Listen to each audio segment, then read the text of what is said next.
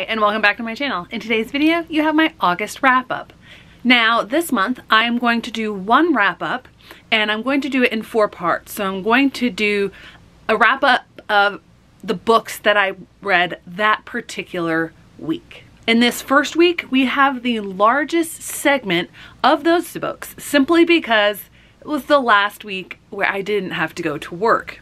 So I had a little bit more time to read. Also, one of the things that I'm going to do that's going to help it be one wrap up instead of splitting it into 2 is the fact that I'm going to talk more in detail about a lot of these books throughout the week in my vlogs, and I'm going to minimize the recap or discussion that I give the books in the wrap up. This particular segment, however, I'm going to talk a little bit more about almost all of them because none of these appeared in a vlog. I'm also going to talk about which class for the Magical Readathon that I fulfilled by reading each of these books. So unlike in Questathon, when I had a very specific order that I planned to read each book, for this one, the only order was within the class itself. Like, I'm going to read the Ordinary before the Qualified and then before the Distinguished. So I decided to start off with my Alchemy classes. To complete the Ordinary level, I read House in the Cerulean Sea. The only thing that kept me from giving this book a wholehearted, adoring 5 stars comes from the problematic inspiration. And TJ Klune brought that up on his own in an interview about the book a year and a half, 2 years ago. I just wish that I had been able to read this book without knowing that, because as I read through every bit of it, just in the back of my mind, I kept thinking about that problematic inspiration. A lot of people have talked about the fact that this isn't his story to tell. He isn't an indigenous person. He's not related to any of them. And they've talked about the fact that it feels like white savior-ish, him coming in to fix the system and solve the problem, basically making money off of a story that's not his own. And while I get that, and it bothers me a little bit, I don't see it as problematic as other things.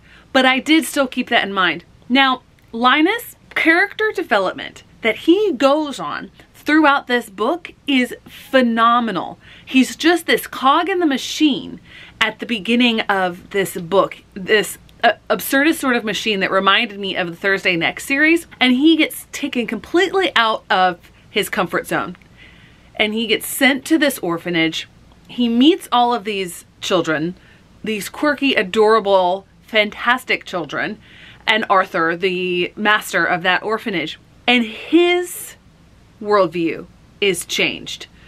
The way that he thinks about things is changed. And that's the thing in my mind that keeps it from being really white savior-ish, because he doesn't, spoiler alert, he doesn't fix the system. Are some things related to that particular orphanage changed? Those particular children changed?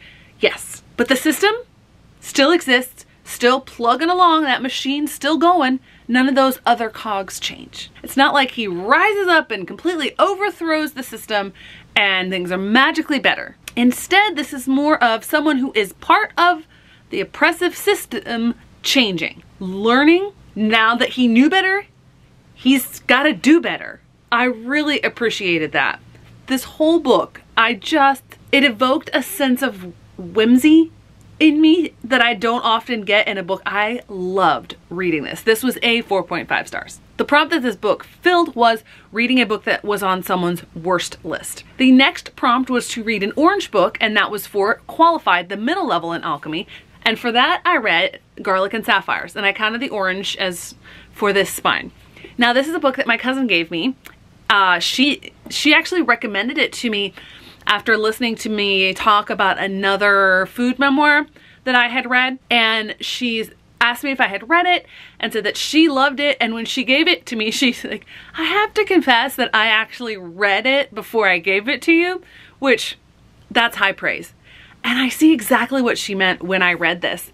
The way that Ruth Reichel, who is a former restaurant reviewer for the New York Times, the way that she describes food Don't go into this book hungry, because you will want to eat everything. And so much of the stuff that she described, I know is not my personal taste in food. I know I wouldn't like it, no matter how well it was cooked. But the way that she writes about it makes my mouth water. This, however, I think it lost the narrative thread about 70–75% through the book, and it just sort of meandered on a little bit too long. And while I still loved all of the descriptions, by that point I started to wonder, where are we going with this? How are we going to wrap this up? So that brought it down to a 4-star, but still a really good read. Last, for my alchemy class, I had the distinguished prompt, which is one-word title. So I read Shout by Laurie Halse Anderson. This book, Laurie Halse Anderson, I have read a lot of her works, and I have loved every book of hers that I have read. Most recently, I read the graphic novel version of her award-winning Speak, which it tells the story of a girl who was assaulted prior to starting freshman year, and how so many people tried to keep her from speaking about it. Anderson has talked about in interviews before about how that was her story, how she was coming and telling her story, and obviously adding fiction and stuff to it. And Speak has been a very controversial book, and a lot of people have wanted to ban it and etc. And she actually refers to that in this. This, however, is not a work of fiction. This is mostly memoir, written in verse, just like Speak. Her poetry is so heartbreakingly beautiful. It's breathtaking. The images that she's able to create, she does not back down from things that just aren't pretty. And she creates these images that stick and that last and that make an impact. I knew that would be the case going into it. The one thing that brought it down from a 5 to a 4.5 was the fact it's split into parts. 3/4 is personal memoir and 1/4 is more sharing stories, and really it's not chronological at all. And it just sort of, again, like with Garlic and Sapphires, lost the narrative thread and lost a little bit of the cohesion that the earlier parts of the book had. It sort of took me out of it just a little bit.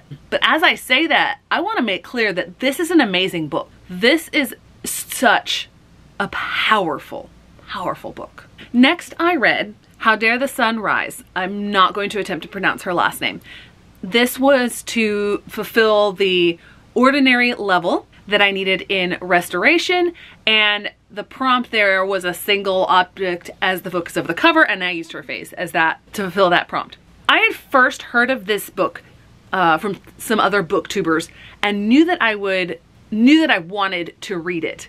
And I knew that she would be talking about a really hard story. She is a refugee from a tribe that, I forget how far back, they moved, I think, from the Burundi area into the Congo. It was a migration, but they were never accepted by the Congolese people. But Sandra and her family had always lived there.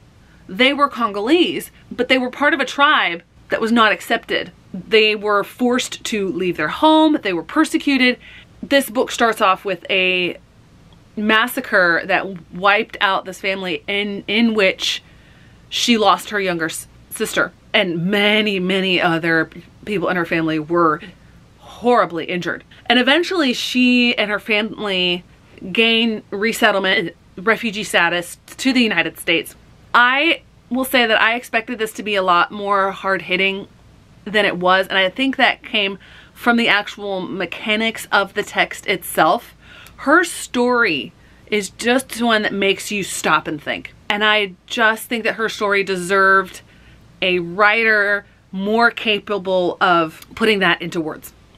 The writing itself was almost too simplistic for what she was trying to say, and I think it sold her story short. And so for that reason, I ended up rating it 4 stars. And yes, this is someone's memoir, and when I'm rating a memoir, I'm rating it on like the mechanics and those parts of the writing itself, not the person's story, because how can you rate somebody's story? But in that case, there's just a lot that just stayed very surface level, very simplistic in the sentence structure.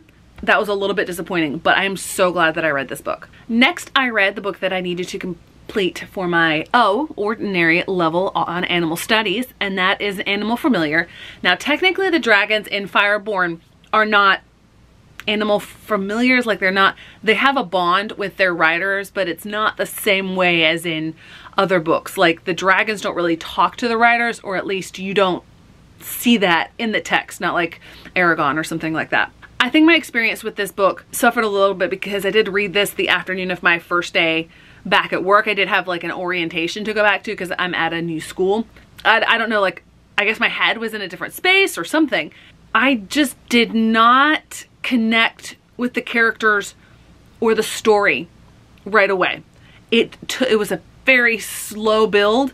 I kept coming back to it almost reluctantly, but not reluctantly, because this is not a bad book. I'm very intrigued with the world and what's going on. I just don't think enough was spent on the backstory of the two main characters who are basically gonna have to like face off or something. They're very much connected, but they're from opposite sides of this world. And the first 50–60%, it was just not as enjoyable to read.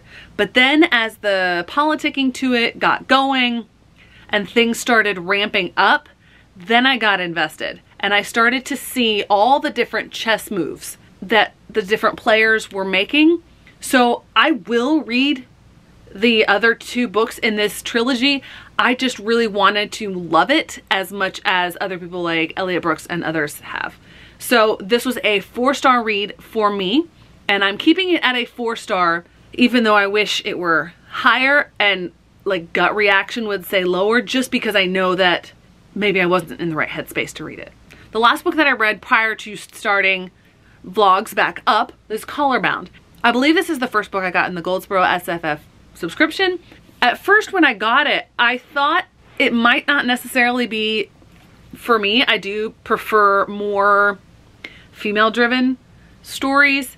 This evokes an older sort of fantasy feel, but this character, who I believe is Tatters in the book, is not the only perspective that you get. You also get another character whose name I forget, because I'm really bad with names, unless for some reason they stick out. This is not a big book. It's short. It's about 350 pages. For a fantasy book, it's not a standalone. It is going to be a series.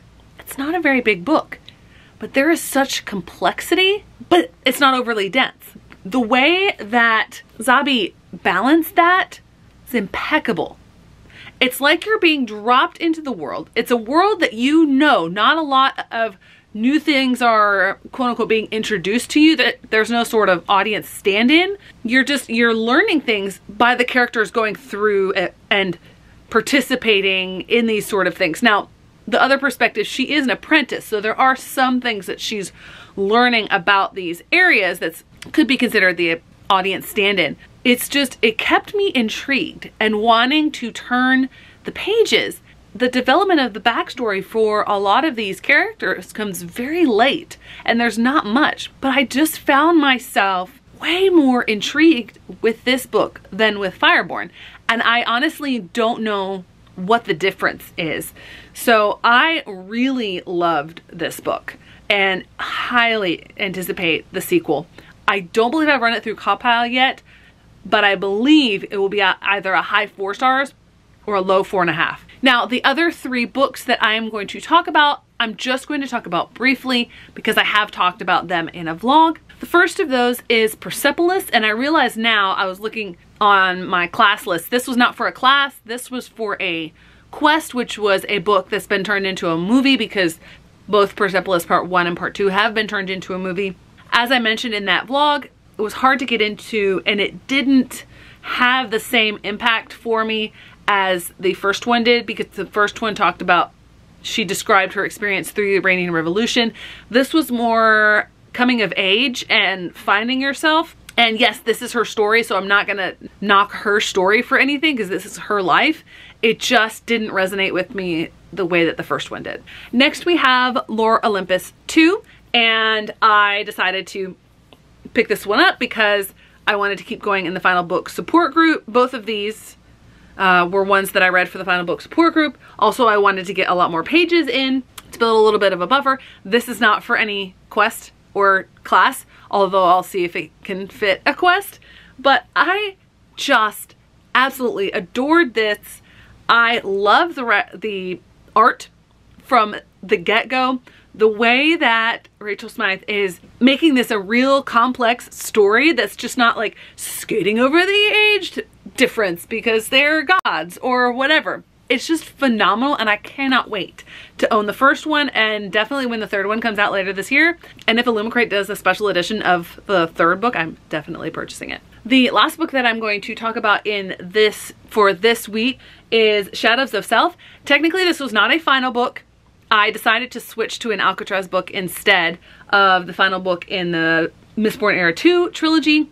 This is really the start of the new trilogy. Alloy of Law was not. But Alloy of Law was a really good setup book for this. And honestly, I prefer Alloy of Law to Shadows of Self. Shadows of Self, don't get me wrong, really good book. It just didn't have necessarily the same payoff and connections back to Era 1 that Alloy of Law did. There were a few confusing things for me about the opening. There was a flashback scene, which when that was connected to in the very, like the second to last chapter, that was major payoff that I absolutely loved. But at the time of reading that first opening scene, I was like, wait, what's going on? And then the next scene, you don't get Wax or Wayne or Marasai or Steris or any of the characters that you know. And it was very confusing. But then that gets wrapped into what's going on. It's not until probably about 80% through this book that the world, the story starts getting even more complex. I think one of the things that this book suffers from is the fact that compared to a lot of Brandon Sanderson books, it's pretty short. The buildup that he has in other books, he doesn't really necessarily have in this book because it's so short. Now, he had a lot of buildup in Alloy of Law. This is probably, of all the Brandon Sanderson books that I have read, this is probably one of the lower rated, but it's still not bad. And I haven't run it through Compile yet, but this will probably squeak out a low 4 stars. Okay, so now we have the books I read in the second week of August. With going back to school, like I expected, things slowed down a lot. So first off, we have Legend, the graphic novel, which is an adaptation of a book that I absolutely loved. I read this on Sunday in one day. It's an easy read. I think the adaptation did a terrible job. It missed a lot of buildup and development that I knew was there in the original book. It just was completely absent in this book, which is unfortunate because I think the visuals were stunning. Not my favorite, 3.5 stars. Next, we have the book that took me most of the weekdays to read, just due to lack of time, and that is Hals Moving Castle. I read this for, it was supposed to be a cozy read, and that's what it ended up being. Very fairy tale-ish. Nothing really in depth, not a lot of logic to the plot or the so-called magic. This is incredibly soft magic. Things didn't necessarily make sense, but I'm not mad about it. So overall, about a 3.5 star read, but I'm glad I read it so that I get all the references now. Next, we have what might be another one of my true DNFs, which is rare for me. I really tried. I wanted to get into this book. I wanted to try it. It's a sort of speculative fiction that it's not my genre that I typically read. 33 pages is all I lasted of this one.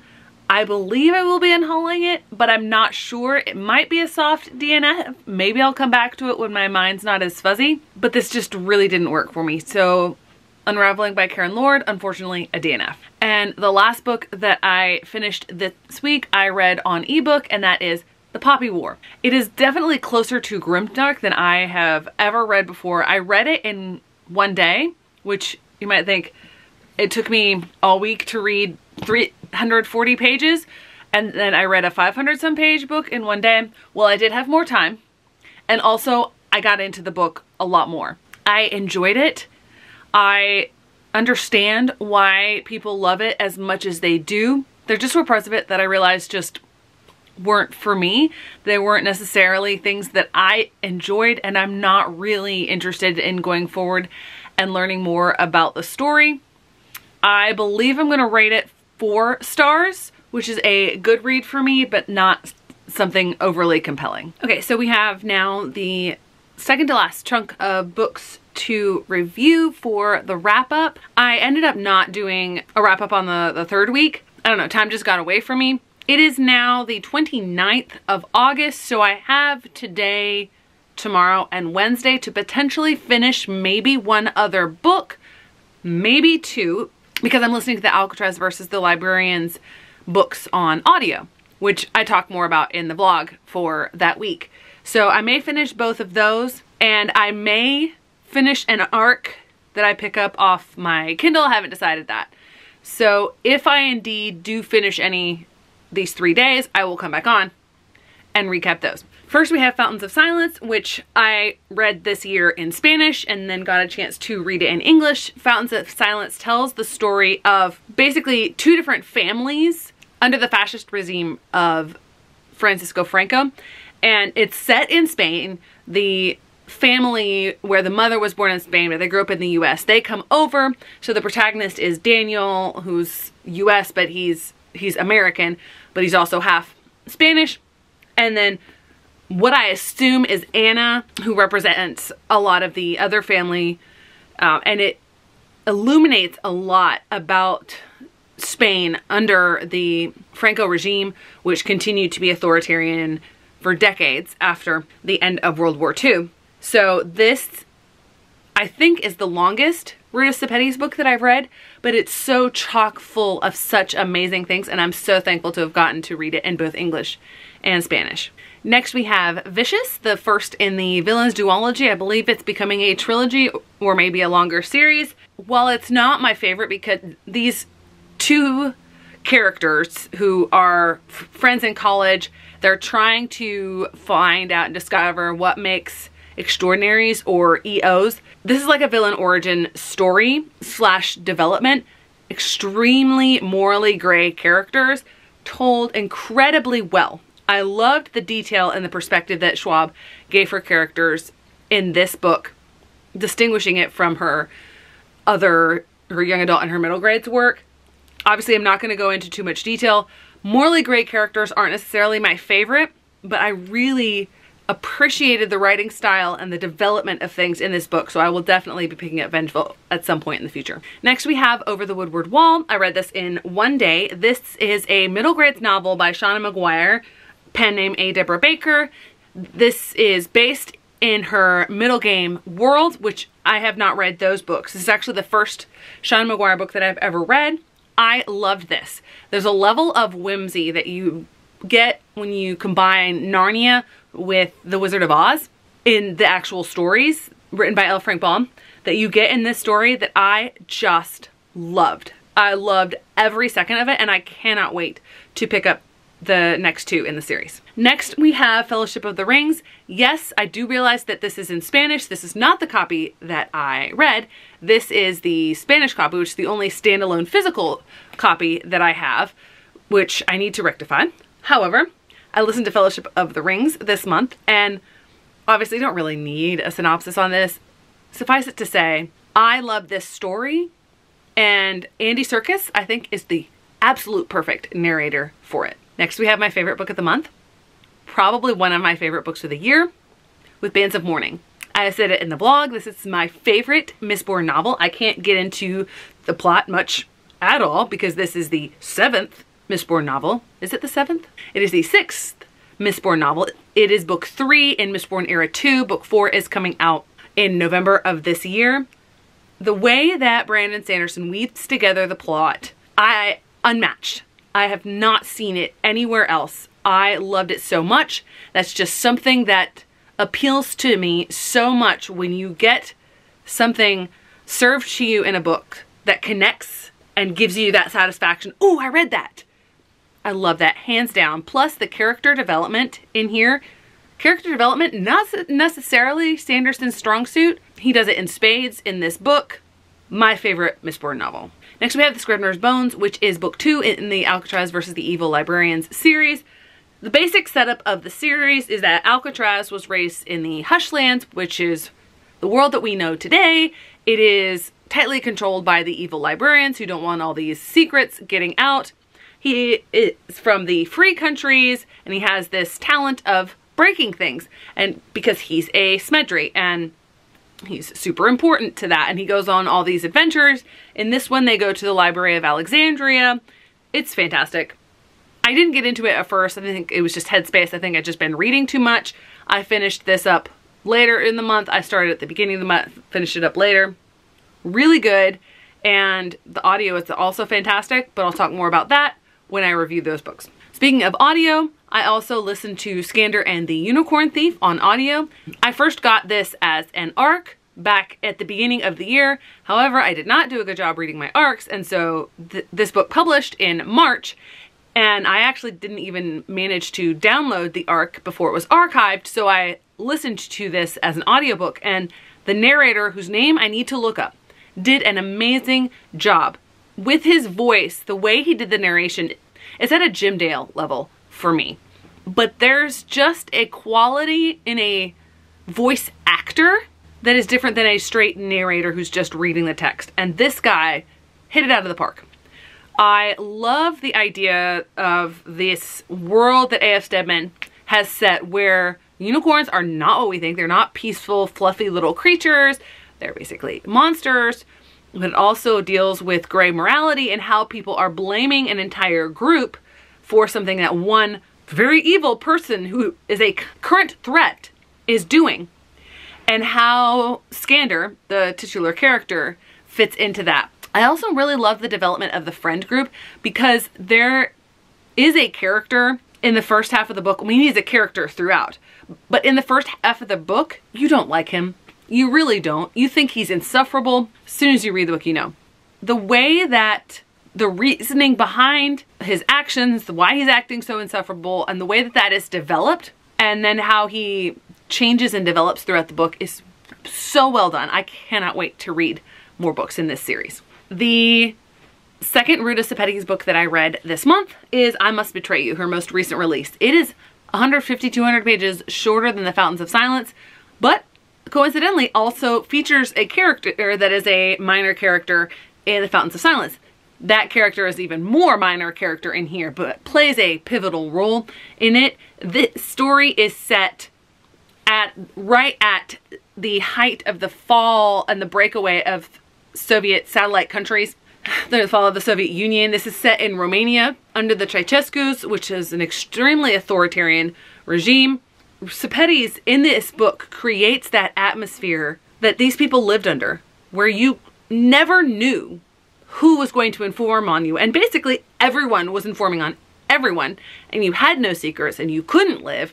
She developed this plot so well. I think the story was paced excellently. The characters made realistic actions and choices. Definitely loved this. Also, side note, the reason I'm not giving any star ratings for this is because I haven't put any of them through Compile yet. I'm running a little bit behind on that. The last book that I'm going to talk about in this portion of the wrap-up is The Burgermeisters Daughter. This was the oldest book on my TBR, and I'd had it on so many different TBRs before. I finally buckled down and said, I'm going to read this. So I did. Was it anything groundbreaking, imaginative, entertaining? No, it was just kind of ho-hum. It wasn't dry or boring, but it wasn't engaging either. It tells the story of a scandal that arose in a German town featuring the Burgermeister's daughter. It explores some of the things around that story that are illustrated by the court case that went on. It's short. I read it. I got it off my to-read list. Okay, popping in really quick at the end of this wrap-up to say that even though it is currently August 31st and I plan to finish, hopefully, the third Alcatraz book and Amari and the Great Game, I won't be doing separate wrap-ups for those. If anything stands out like majorly really good or really bad, which I doubt it will happen to be really bad, then I'll mention it briefly at the beginning of my September wrap up, but I want to go ahead and get that video finished, and those are the 2 books that I'm working on. That's a wrap for my August wrap up. Thanks so much for watching. I hope to see you in the next one.